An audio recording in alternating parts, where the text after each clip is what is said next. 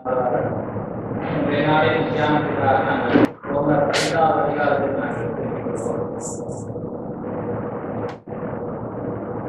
அதிகாரம் 12-21 வரையான வசனங்கள் நான் வாசிக்கிறேன். ஐந்தாம் அதிகாரம் 12-21 வரையான.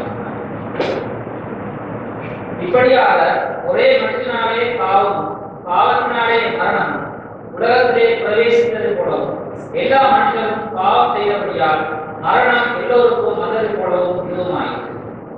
நியாயப்பிரமாணம் கொடுக்கப்படுவதற்கு முன்னும் பாவம் உலகத்தில் இருந்தது. நியாயப்பிரமாணம் இல்லாதிருந்தால் பாவம் எண்ணப்பட மாட்டார். அப்படி இருந்தும் மரணமானது ஆதாம் முதல் மோசே வரைக்கும் ஆதாமின் முறுதலுக்கு ஒப்பாய் பாவம் செய்யாதவர்களையும் ஆண்டு கொண்டது. அந்த ஆதாம் பின்பு வந்ததற்கு முன்னடையாளமானது. ஆனாலும் முறுதலின் பலன் கிருபை வரத்தின் பலனுக்கு ஒப்பானதல்ல. எப்படியெனில் ஒருவனுடைய முறுதலினாலே அநேகம் மறித்திருக்க, தேவனுடைய கிருபையும் இயேசு கிறிஸ்து என்னும் ஒரே மனுஷனுடைய கிருபையினாலே வரும் ஈவும் அநேகர் மேல் அதிகமாய் பெருகியிருக்கிறது. மேலும் ஒருவன் பாவம் செய்ததினால் உண்டான தீர்ப்பு தேவன் அருளும் ஈவுக்கு ஒப்பானதல்ல. அந்த தீர்ப்பு ஒரே குற்றத்தின் நிமித்தம் ஆக்கினைக்கு ஏதுவாயிருந்தது.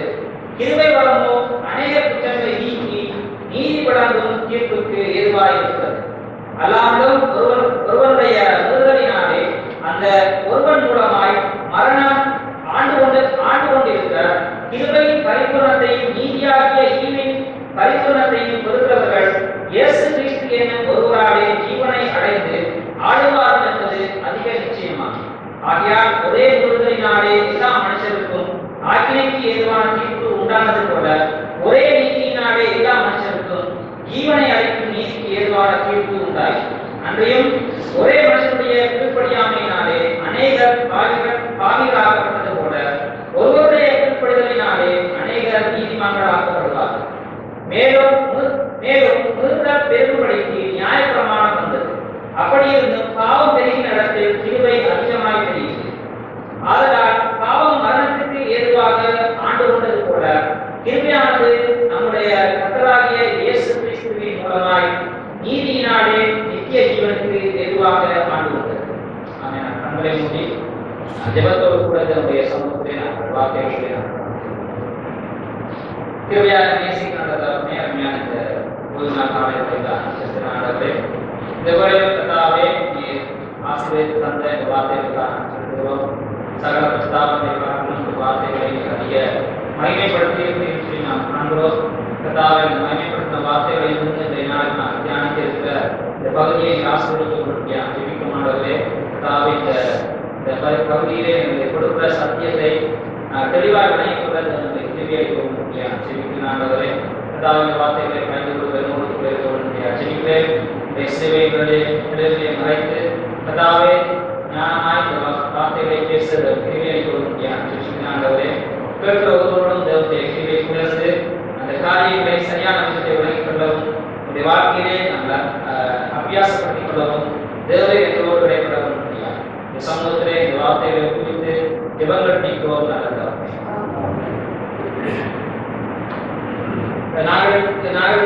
நாங்கள் ரெண்டு கேள்விகளோடு நான் கடந்து செல்லலாம் நான் நினைக்கிறேன். முதலாவது நாங்கள் கேட்கிற கேள்வி என்னன்னு சொன்னால், இயேசு கிறிஸ்து என்ற நபரின் பாவிகளை ரட்சிப்பது தேவனுக்கு எப்படி சாத்தியமாகும்? முதலாவது கேள்வியாக இருக்கிறது.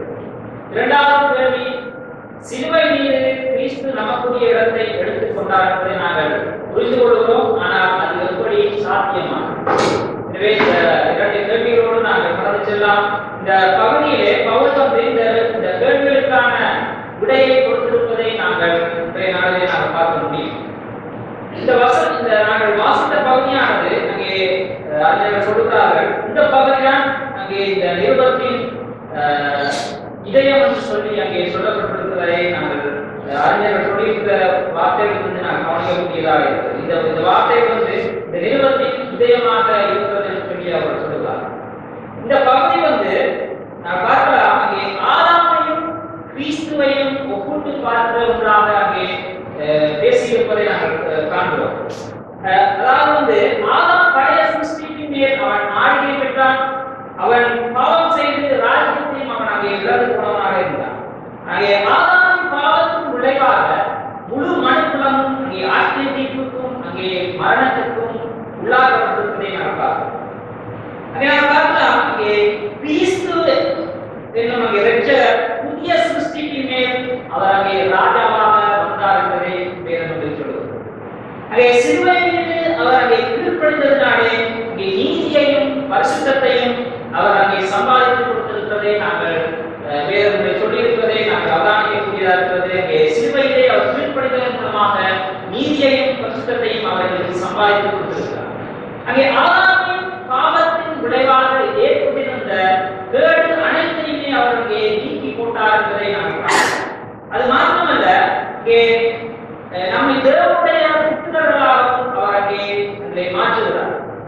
நாங்கள் பார்க்கலாம், அங்கே சில வேளைகளிலே நம்மிடத்திலே அங்கே கடவுள் நம்பிக்கை இல்லாதவர்களிடத்திலும் அவ்வாறான ஒரு கேள்விகளை கேட்டிருக்கலாம். அதாவது ஒரே ஒரு மனிதன் கீழ்ப்படியவில்லை என்பதற்காக கடவுள் முழு உலகத்தையும் குற்றவாளிகள் தீர்ப்பது நியாயமா என்று கூட சில வேளைகளிலே நம்மிடத்தில் ஒரு கேள்வியை கடவுளை அறியாத ஒரு கூட்டங்கள் இருக்கலாம். சில வேளைகளிலே எங்களை கூட இந்த கேள்வி வந்திருக்க முடியும். ஒரு மனிதன் கீழ்ப்படியவில்லை என்பதற்காக கடவுள் முழு உலகத்தையும் அங்கே குற்றவாளிகள் தீர்ப்பது ஒரு நியாயமான ஒன்றாக சொல்லி எங்களை கூட அந்த கேள்வி எங்களுக்கு அங்கே எழுத முடியும். ஆனால் அங்கே அதுதான் அது நியாயமாக இருப்பது. அது நியாயம் மட்டுமல்ல, அது வந்து ஞானமும் தீர்வையும் உள்ள செயலாக அது காணப்படுகிறது. ஒரே மனிதனுடைய கீழ்ப்படியாமையினாலே உலகம் முழுவதையும் குற்றவாளிகள் தீர்த்திருப்பது அதுதான் நியாயமாக இருப்பது. அந்த அது நியாயம் மட்டுமல்ல, அது ஞானமும் தீர்வையும் உள்ளதாக ஒரு செயலாக இருப்பதை நான் பார்க்க முடியும். அங்கே தேவன் ஒருவரை நாங்கள் பார்க்கலாம், தேவன் வந்து தனித்தனியாக அங்கே ஒவ்வொரு மனிதனையும் சோதித்தாலும் கூட விளைவு என்னவாக இருந்திருக்கும். எல்லோருமே அங்கே குற்றவாளிகளாக தான் அங்கே தீர்க்கப்பட்டிருக்க முடியும். ஏன்னு சொன்னால் மனிதனுடைய கீழ்ப்படியாமையை நாங்கள் பார்க்கிறோம். ஆனால் அதை விட முக்கியமானது என்னன்னு சொன்னால், ஒரே மனிதன் மூலமாக, அதாவது ஆதாம் மூலமாக மனுக்குலத்தை குற்றவாளிகள் என்று தீர்த்தபடியினாலே ஒரே மனிதன் மூலமாக, அதாவது கிறிஸ்து மூலமாக தேவன் முழு மனுக்குலத்தையும் ரட்சிக்கவும் முடிந்தது என்பது இங்கே சாத்தியமான ஒன்றாக இருப்பது என்பதை நான் பார்க்கிறோம். நாங்கள் ஒவ்வொருவருமே இங்கே நாங்கள் ஆதாமின் இனத்தவர்களாக அல்லது ஆதாமின் சந்ததியாராக நாங்கள் சந்ததியாராக அவனுடைய செய்கைகள் நம்மையும் இங்கே பாதிக்கிற ஒன்றாக இருக்கிறது. ஆதாமுக்குள்ளாக என்னுடைய ஆதித்தாவாக ஆதாம் இருப்பதனால் ஆதாமுடைய கீழ்ப்படியாமையினாலே வந்த விளைவு அது எங்களையும் அங்கே பாதிக்கிற ஒன்றாக தான் காணப்படுகிறது.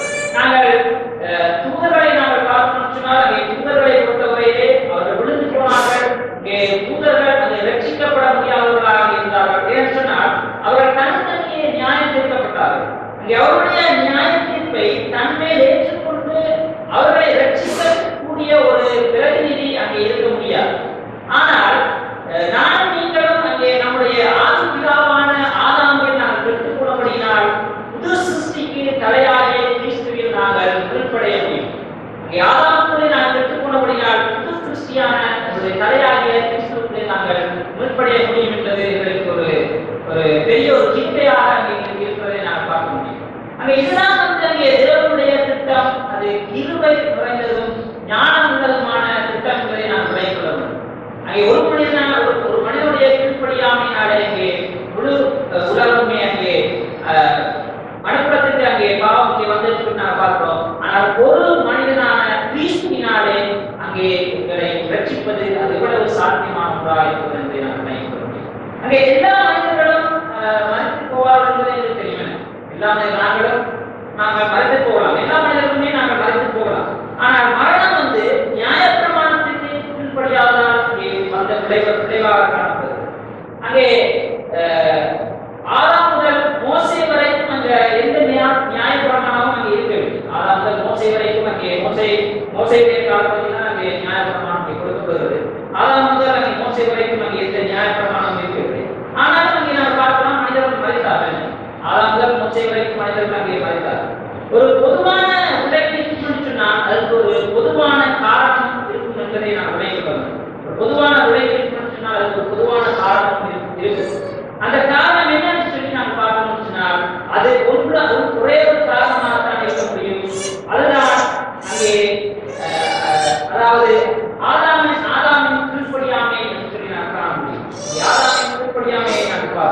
அங்கே ஆதாம் வந்து அங்கே பாவம் செய்து மரித்தான், அவருடைய சந்ததியினரும் அங்கே மரித்தார். ஆனால் அப்பொழுது நியாயப்பிரமாணம் எதுவும் அங்கே இருக்கவில்லை. ஆனால் முடிவு என்னவாக இருப்பது? அவர்கள் ஆதாம் பாவத்தின் நிமித்தமாக அவர்கள் மரித்தார்கள். ரோமர் 5:2 அவர் அங்கே சொல்லுகிறார். 2 இப்படியாக ஒரே மனுஷனாலே பாவமும் பாவத்தினாலே மரணமும் உலகத்திலே பிரவேசித்தது போலவும் எல்லா மனுஷரும் பாவம் செய்தபடியால் மரணம் எல்லாருக்கும் வந்தது போலவும் இதுவும் அவர் சொல்லுகிறார், ஆதாமுக்குள் எல்லோரும் அங்கே மரிக்கிறார்கள் சொல்லி அங்கே சொல்லுகிறார். இங்கே பவுல் வந்து இங்கே ஆதாமுக்கும் கிறிஸ்துவுக்கும் ஆதாமும் பாவத்திற்கும் கிறிஸ்துவின் சிறுமை பலியின்ற கீழ்ப்படிதலுடைய வேற்றுமைகளை அங்கே விளக்கி இந்த பகுதியிலே பேசுவதை நாம் பார்க்க முடியும். முதலாவதாக நாம் அறிந்து கொள்கிற காரியம் என்னன்னு சொன்னால், ஆதாமின் முறுதலும் கிறிஸ்துவின் கிருபையான இவை குறித்து நான் அறிந்து கொள்கிறேன். 15வது வசனத்தை வாசிக்கிறோம். ஆனாலும் முறுதலின் பலன் கிருபையின் பலனுக்கு ஒப்பானது. இப்படியே ஒருவருடைய முறுதலினாலே அநேகர் மரித்திருக்கிறார். தேவனுடைய கிருபையும் இயேசு கிறிஸ்துவின் கிருபையும் மனுஷனுடைய கிருபையினாலே வரும் ஈவும் அநேகர் மேல் அதிகமாய் பெருகியது. ஆதாமின் முறுதல் நிமித்தமாக அநேகர் மரித்தார்கள். கிறிஸ்துவின் கீழ்ப்படிதல் நிமித்தமாக தேவனுடைய கிருபை பெருகி அநேகருக்கு அது ஜீவனை கொண்டு வருகிறது என்று சொல்லி நாம் பார்க்கிறோம். இங்கே நாம் பார்க்கலாம், அங்கே அநேகருக்கு வருவது மட்டுமே 18ஆம் வசனத்திலே வருவதை கூட எல்லா மனுஷரையும் என்று அங்கே பொருட்படுவதாக இருக்கிறது. அங்கே கிறிஸ்துவின் கிருபை அங்கே வெறும் சரீர பிரகாரமான உயிர்ப்பிப்பை மட்டுமல்ல, ஆவிக்குரிய ஜீவனையும் அதிலும் பரிபூர்ணமான ஜீவனையும் எங்களுக்கு அருளுகிற ஒன்றாக அங்கே இருக்கிறது. அங்கே கிறிஸ்து வந்து அங்கே மரணத்தை அவர் ஜெயித்தவராக இருக்கிறார். கிறிஸ்து அங்கே மரணத்தை ஜெயித்தார். ஒரு நாளிலே கிறிஸ்துவுக்கு மரித்தோர் அனைவரும் அங்கே அவரோட உயிரோட எழுப்பப்படுவார்கள். அங்கே முறுதலின் பலன் நாம் பார்க்கிறோம். அங்கே முறுதலின் பலன் கிருபை வரத்தின் பலனுக்கு ஒப்பானது என்று சொல்கிறார். அவர் தெளிவாக சொல்கிறார், அங்கே முறுதலின் பலனானது கிறிஸ்துவின் கிருபை வரத்திற்கு அது ஒப்பானது அல்ல என்று சொல்லி சொல்கிறார். அங்கே முறுதலினால் அநேகர் அங்கே மரித்தார்கள். ஆனால் கிருபையினால் வரும் நீவு அங்கே அநேகர் மேல் அதிகமாக அங்கே பெருகிறது என்று சொல்லி அங்கே சொல்கிறார். அந்த வசனத்தில் சொல்கிறார், ஆனாலும் முறுதலின் பலன் கிருபை வரத்தின் பலனுக்கு ஒப்பானதல்ல. எப்படி நீ ஒருவருடைய முறுதலினாலே அநேகர் மரித்திருக்க, தேவனுடைய கிருபையும் இயேசு கிறிஸ்து என்னும் ஒரே மனுஷனுடைய கிருபையினாலே வரும் ஈவும் அநேகர் மேல் அதிகமாக அங்கே பெருகியிருக்கிறது சொல்லி அங்கே பவுல் அங்கே சொல்லியிருப்பதை நாம் அங்கே காணக்கூடியதாக இருக்கிறது. அங்கே ஆதாம் பாவத்தினால் ஏற்பட்ட விளைவை விட அதிகமாக அவர் கிருபையை அங்கே பெருக பண்ணியிருக்கிறார் சொல்லி அங்கே நாம் பார்க்க முடியும். அங்கே தம்மை விசுவாசிக்கிற யாவருக்கும் அவர் நித்திய ஜீவனை பரிபூர்ணமாக அவர் அங்கே அருளுகிற தேவனாக இருக்கிறார்.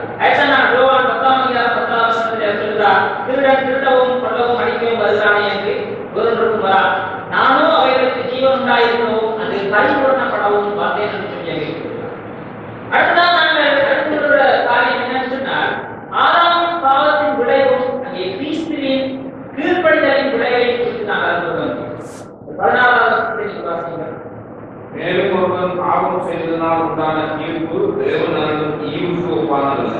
அந்த தீர்ப்பு ஒரே குற்றத்தை நிமித்தம் ஆக்கினைக்கு ஏதுவாயிருந்தது. கிருபை வரமோ அநேக குற்றங்களை நீக்கி நீதி வழங்கும் தீர்ப்புக்கு ஏதுவாயிருந்தது. அங்கே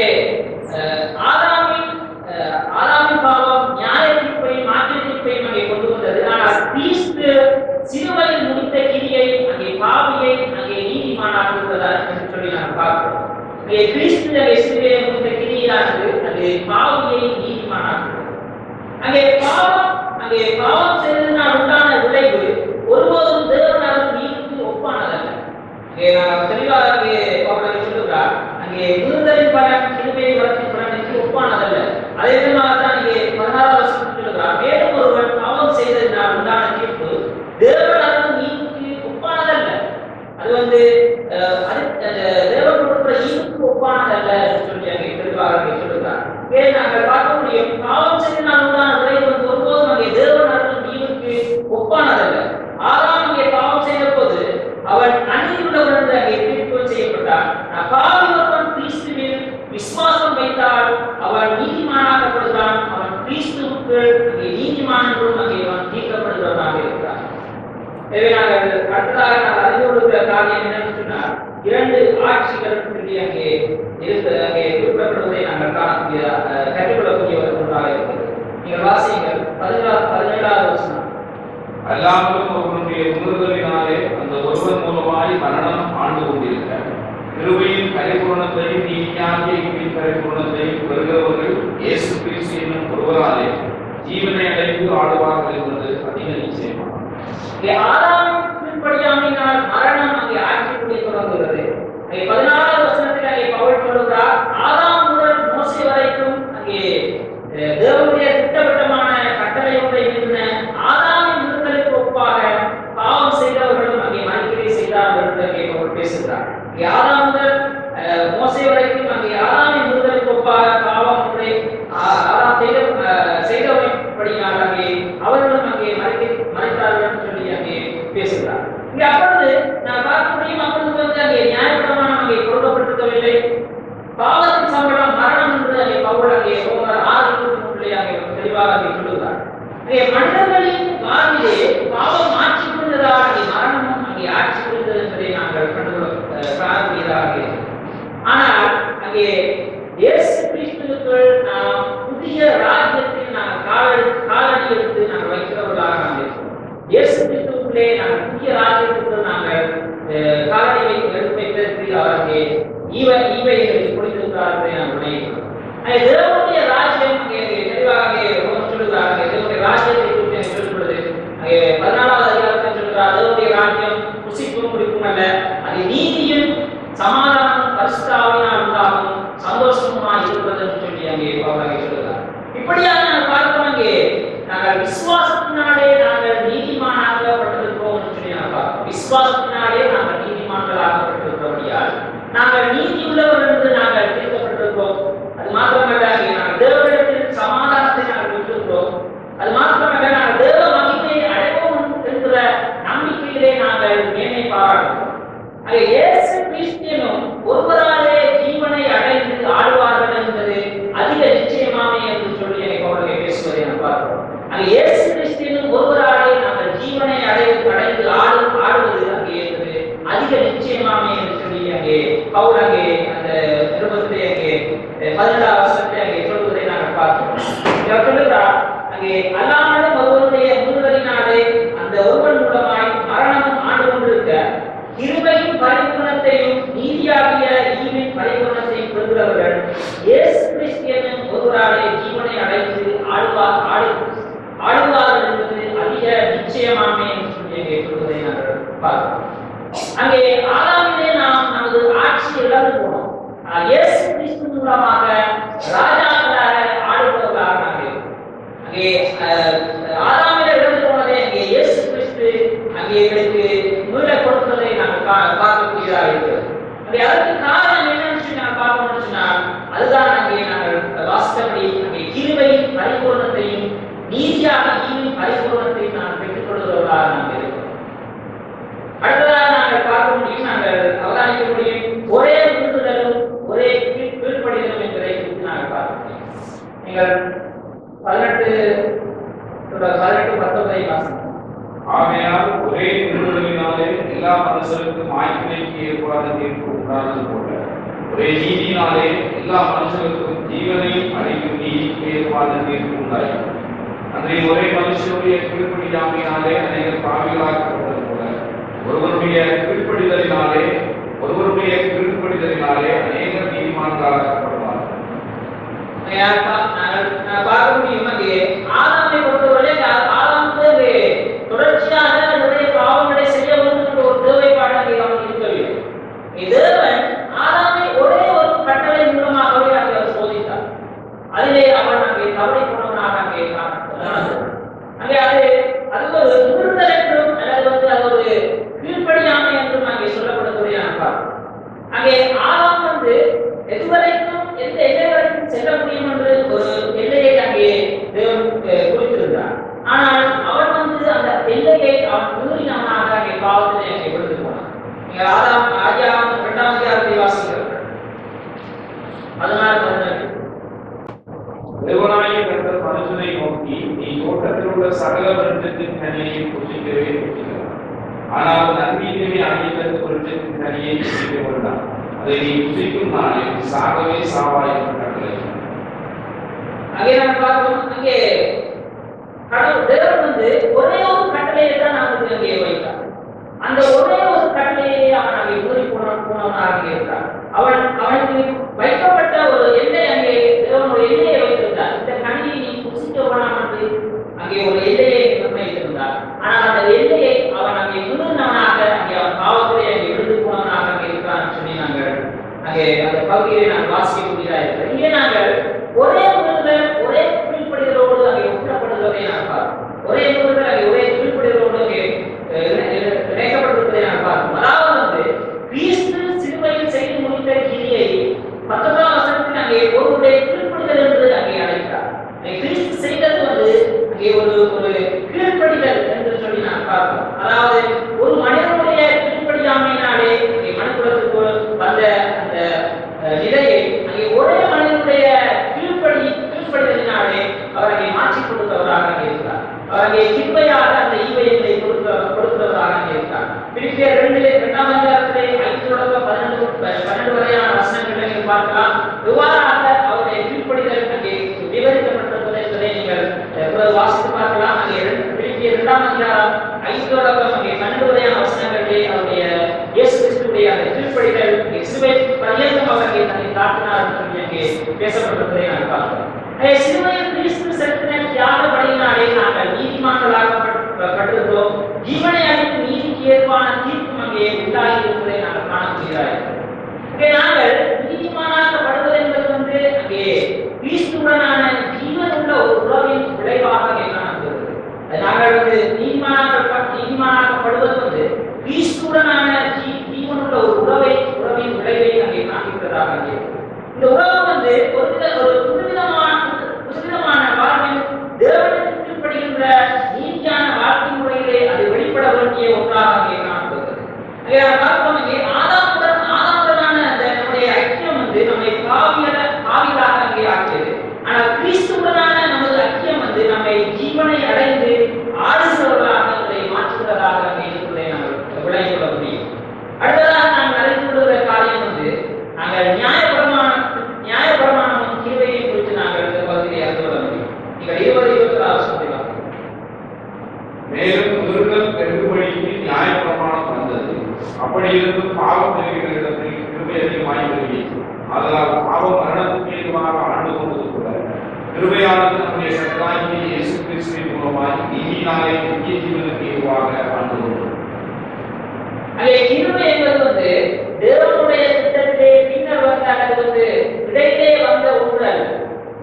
அது வந்து ஆதி முதலாக தேவனுடைய திட்டத்திலே இருக்கின்ற ஒரு பகுதியாகவே கிருபை என்பது ஆதி முதல் இருக்கிறது. கிறிஸ்து வந்த பிறகுதான் கிருபை அங்கே வந்தது இல்லை. ஆதி முதல் தேவனுடைய கிருபை எங்களுக்கு வைக்கப்பட்டிருப்பதை நாங்கள் பார்ப்போம். ஏற்றுனால் தேவன் அங்கே 6ஆம் நூற்றாண்டை கிருபையாக வழிநடத்தார்.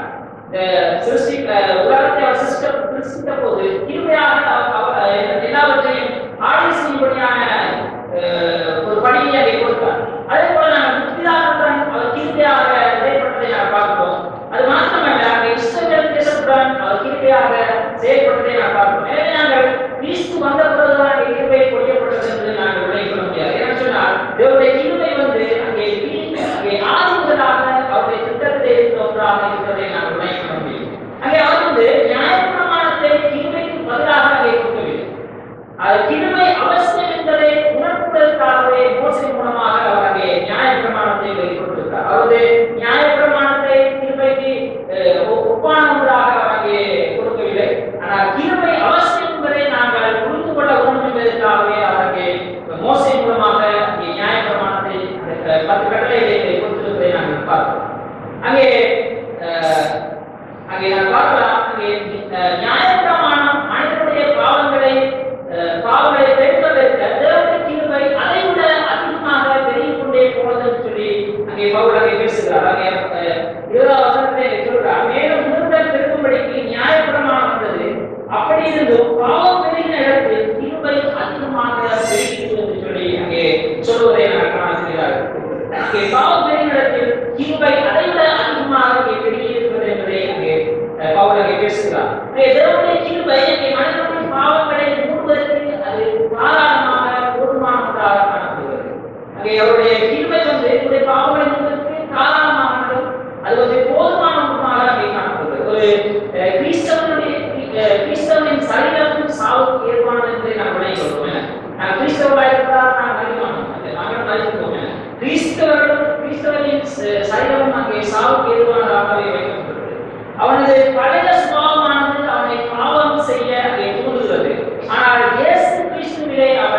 ஜீவன் அடைத்து ஆள முடியும். ஏன்னு சொன்னால் அதுக்கு காரணம் அவன் கிறிஸ்துவின் கிருபையின் ராஜ்யத்திற்குள் அங்கே பங்குள்ளவனாக இருக்கிறான். நாங்கள் கிறிஸ்தவர்களாக நாங்கள் கிருபையின் ராஜ்யத்திற்குள் நாங்கள் பங்குள்ளவர்களாக நாங்கள் இருக்கிறோம்.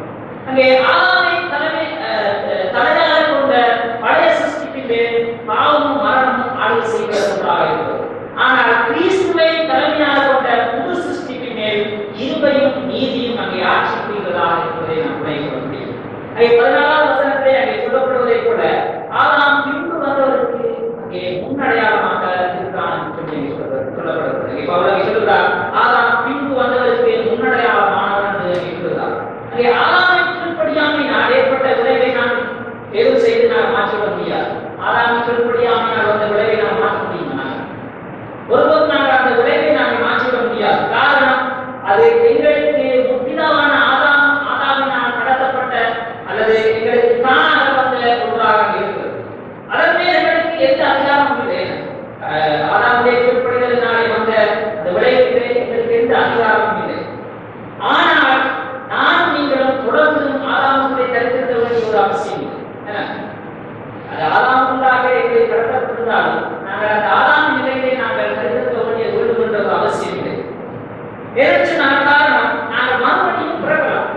மறுபடியும் பிறக்க வேண்டும் என்று சொல்லிதான் வேதங்களை சொல்லுகிறது. அங்கே அதை பின்னத்திற்கு வரக்கூடிய புது பிறப்பு அது கிறிஸ்துவுக்குள்ளான இரண்டாம் பிறப்பாக எங்களுக்கு கொண்டு வருகிறது. அதனாலேதான் அங்கே நீங்கள் மறுபடியும் பிறக்க வேண்டும் என்று சொல்லி இயேசு கிறிஸ்து எங்களுக்கு பேசியிருப்பதை நாங்கள் யோவானிலே நாம் பார்க்கிறோம். 3ஆம் அதிகாரம்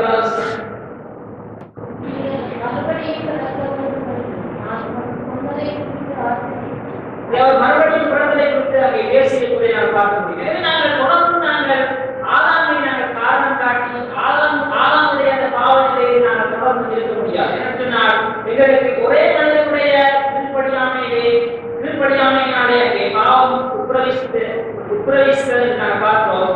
ஆனாலும் ஒரே மனிதனான கிறிஸ்து மூலமாக அந்த ஈவு அந்த பாவத்திலிருந்து எங்களுக்கு மீட்பு எங்களுக்கு அழைக்கப்பட்டுள்ளதை நாங்கள் விளைவிக்கிறோம். எனவே நாங்கள் சில வழிகளிலே நாங்கள் சில வழிகளை இப்படித்தான் சிந்திக்கிறார்கள். அது எங்களுடைய தவறல்ல, அது ஆதாம் செய்ததினாலே கடத்தப்பட்ட ஒன்றாக இருக்கிறது. பாவம் செய்யும் பொழுது இவ்வாறான ஒரு சிந்தனையை குறித்து நான் கடந்து போக முடியும். ஒருபோதும் அது அவ்வாறான சிந்தனை என்பது அது தவறான ஒன்றாக இருக்கிறது. ஆதாம் மூலமாக அவர்களை கடத்தப்பட்டது அப்படின்னா நாங்கள் தொடர்ந்து அந்த நிலையை நாங்கள் இருக்க வேண்டும் என்ற ஒரு அவசியம் கிடையாது. அதற்காக தான் நாங்கள் பார்க்கிறோம். அங்கே ஒரே மனிதனுடைய கீழ்ப்படியாமையினால் ஏற்பட்ட அந்த நிலையை மாற்றுவதற்காக ஒரே மனிதனான கிறிஸ்து மூலமாக அங்கே அந்த நிலை அங்கே மாற்றப்படுகிறது என்று சொல்லி நாங்கள் பார்க்கிறோம். அவர் அந்த கிருபையை எங்களுக்கு அதிகமாக அங்கே கொடுத்திருக்கிறார். அங்கே ஒரே மனிதனாலே அங்கே பாவமும் மரணமும் அங்கே உலகத்திலே பிரவேசித்தது. ஒரே மனிதனான கிறிஸ்து மூலமாக நாங்கள் நிறுத்தப்படுவது என்பது அதிக நிச்சயமான ஒன்றாக அங்கே காணப்படுகிறது. எனவேதான் நாங்கள் முதலாவது அந்த கேட்ட கேள்வியிலே நாங்கள் பார்க்கிறோம். அங்கே நாங்கள் இயேசு கிறிஸ்துவின் நாமத்திலே பாவிகளை ரட்சிப்பது தேவனுக்கு எப்படி சாத்தியமானது? அல்லது அங்கே எதற்காக நம்முடைய ஒரே குமாரனை சிலுவையிலே பாவிகளாயிருக்கையில் எதற்காக அழிவு கொடுப்பது என்பது எப்படி சாத்தியமானது? அதைத்தான் நாங்கள் இந்த பகுதியிலே பார்க்கிறோம். இவ்வாறு தான் அது சாத்தியமான ஒன்றாக இருக்கிறது. அங்கே ஒரே மனிதனாலே பாவம் மரணம் உலகத்திலே பிரவேசித்தது. ஆனாலும் இங்கே ஒரே மனிதனான கிறிஸ்துவினாலே நாம் நிறுத்தப்பட்டு தேவனுடைய ராஜ்யத்திற்குள் பிரவேசிப்போம் என்பது அதிக நிச்சயமான ஒரு சாத்தியமான ஒன்றாக காணப்படுகிறது. எனவே நாங்கள் இதை ஆராய்ந்து பார்க்கலாம். அங்கே பவுல் அங்கே தெளிவாக அதை இந்த 5ஆம் அதிகாரத்தை இங்கே கொடுத்திருக்கிறார். அங்கே ஒரே மனிதனாலே அங்கே உலகம் முழுவதும் ஆக்கிரமித்து விதிக்கப்பட்டிருந்தது. ஆனாலும் ஒரே கிறிஸ்துவினாலே அங்கே நாங்கள் நிறுத்தப்பட்டு நாங்கள் ராஜ்யத்தின் பிள்ளைகளாக நாங்கள் மறுபடியும் நாங்கள் பிறந்தவர்களாக நாங்கள் ராஜ்யத்திற்குள் செல்ல முடியும் என்பதை வேதங்களை காண்பிக்கிறோம். எனவே நாங்கள் இந்த ஆராய்ச்சி பார்க்கலாம். உண்மையிலே நாங்கள் சில வேளைகளிலே நாங்கள் இவ்வாறு ஆறாமுடைய நிலையினால்தான் இவ்வாறான ஒரு நிலை ஏற்பட்டிருக்கிறது என்று சொல்லி நாங்கள் அந்த நிலையிலே தொடர்ந்து அந்த பாவ நிலைகளிலே நாங்கள் இருப்போமா, அல்லது அதிலிருந்தே நாங்கள் நிறுத்தப்பட்டவர்களாக நாங்கள் தேவனுடைய ராஜ்யத்திற்கு செல்வதற்கு ஆயத்தப்பட்டவர்களாக நாங்கள் இருப்போமா என்பதை குறித்து நாங்கள் சிந்திக்க வருகிறார்கள். சில வேளைகளிலே இவ்வாறான சிந்தனை எங்களுக்கும் கிடக்கும். அவ்வாறான சிந்தனை என்பது அது எங்களை பிள்ளையாக வழிநடத்துகிற ஒன்றாக காணப்படுகிறது. சில வேளைகளில் சிறு பிள்ளைகள் அப்படித்தான் விளையாடுகிறார்கள். நாங்கள் ஆதாமுக்காக எங்களுக்கு பாவம் கடத்தப்பட்டபடினால் என்னுடைய பிரச்சனை இல்லை. ஆதாமுக்காக எங்களுக்கு கடத்தப்பட்ட ஒன்றாக இருக்கிறது சிந்திக்கிறவர்களாக இருப்பார். எனவே நாங்கள் பார்க்கிறோம், ஆதாமுக்குள்ளாலே எங்களை கடத்தப்பட்ட அந்த விளைவை நாங்கள் ஒருபோதும் மாற்ற முடியாது. ஆனால் அந்த நிலையில் நாங்கள் நிலைத்திருக்க வேண்டும் என்ற ஒரு அவசியம் கிடையாது. அதுக்குதான் நாங்கள் பார்க்கிறோம், கிறிஸ்து எங்களுக்காக பிராயச்சித்தமாக தன்னையை ஒப்புக் கொடுத்தார் என்று நாங்கள் பார்க்கிறோம். அவ்வாறான நிலையிலிருந்து எங்களை மீட்டுக் கொள்வதற்காக தான் தேவன் தன்னுடைய ஒரே புதிரான குமாரனை கொடுத்தார் என்பதை நாங்கள் பார்க்கிறோம். எனவே ஒரே புதிரான குமாரனை கொடுத்ததன் மூலமாக அந்த நிலையிலிருந்து நான் விடுதலையாவதற்காக அல்லது அவருடைய கிருபையினாலே நான் நிறுத்தப்பட முடியும் என்பதை அவர்களை காண்பிக்கிறார். எனவே நாங்கள் விளங்கிக் கொள்ள வேண்டிய காரியம், கிறிஸ்து எங்களுக்காக தன்னை ஒப்புக் கொடுத்து இந்த நிலையிலிருந்து எங்களை அங்கே தன்னுடைய ராஜ்யத்தின் பிள்ளைகளாக மாற்றுகிறார். எனவே அதுக்கு நான் பங்குள்ளவர்களாக இருக்கிறோமா அல்லது இவ்வாறான சாட்டு போக்குகளை சொல்லுகிறவர்களாக அல்லது இவ்வாறான சிந்தனைக்குள்ளே நான் கலந்து போகிற மக்களாக நான் இருக்கிறோமா என்பதை நான் சிந்திக்க முடியாது. எனவே ஒரு விஷயங்களை நாங்கள் ஆராய்ந்து பார்க்கலாம். அங்கே ஒரே மனிதனுடைய முதல்வதினாலே அங்கே வந்த பாவத்தை அங்கே கிறிஸ்து ஒரே மனிதனான கிறிஸ்து அங்கே சமூலமாக அந்த கிருபையை ஈடுபடுவதற்கான என்பதை நாங்கள் விளங்கி அடுத்து நாங்கள் இதை அர்ப்பணித்து நாங்கள் செயல்படுவோமா என்பதை நாங்கள் சிந்திக்க முடியவில்லை. எனவே நாங்கள் ஆராய்ந்து பார்க்கலாம். அதுதான் அங்கே கொடுக்கிறார். ஒரே மனிதனாலே பாவத்தினாலே மரணமும் உலகத்திலே பிரவேசித்தது போலவும் எல்லா மனிதனும் பாவம் செய்தபடியால் மரணம் எல்லோருக்கும் வந்தது போலவும் இதுமாயிற்று என்று சொல்லி நான் பார்க்கிறோம். ஆனால் அங்கே சொல்லுகிறார், அங்கே அந்த மீறுதலின் பலன் தேவனுடைய கிருபை வரத்திற்கு ஒப்பானது. நாங்கள் விளைவுற வேண்டும். அங்கே ஆதாமுடைய பாவத்தினால் மீறுதலினால் வந்த பலன் தேவன் அருளுள்ள கிருபை வரத்திற்கு ஒருபோதும் ஒப்பானதல்ல. அங்கே இங்கே ஒப்பிட்டு ஆதாமையும் இயேசு கிறிஸ்துவையும் அங்கே பவுல் ஒப்பிட்டு பேசியிருப்பதனால் அதுவும் இன்னும் ஒன்று என்று அவர் அங்கே பேசுகிறது. அதைத்தான் தெளிவாக சொல்கிறார், மீறுதலின் பலன் கிருபையின் வரத்தின் பலனுக்கு ஒப்பானதல்ல என்பதை நான் விளங்கிக் கொள்ள முடியவில்லை. அதற்கு இது இணையானது, ஈக்குவலானது என்று சொல்லி அவர் சொல்கிறார். அதற்கு அதை விட இது அதிகமாக கிருபை பெருகி இருப்பது என்று சொல்லி இருக்கிறார். எனவே நாங்கள் ஆராய்ந்து பார்த்ததாக நாங்கள் தேவனுடைய சமூகத்தில் அர்ப்பணிக்கலாம்.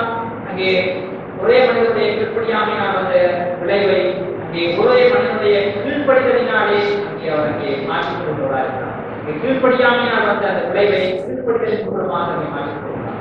எனவே நாங்கள் உங்களை அர்ப்பணிப்போம். அந்த காரியத்தை உணர்ந்து பார்த்து அந்த எப்பொழுதும் தேவனுடைய சமூகத்திலே நாங்கள் எங்களை அர்ப்பணித்தவர்களாக அந்த கிருபை நீவை நாங்கள் பிடித்தவர்களாக சமூகத்தில் நிலைத்திருக்க தேவன் எங்களுக்கு உதவி செய்ய முடியாது. ஜெபத்தோடு கூட நாங்கள்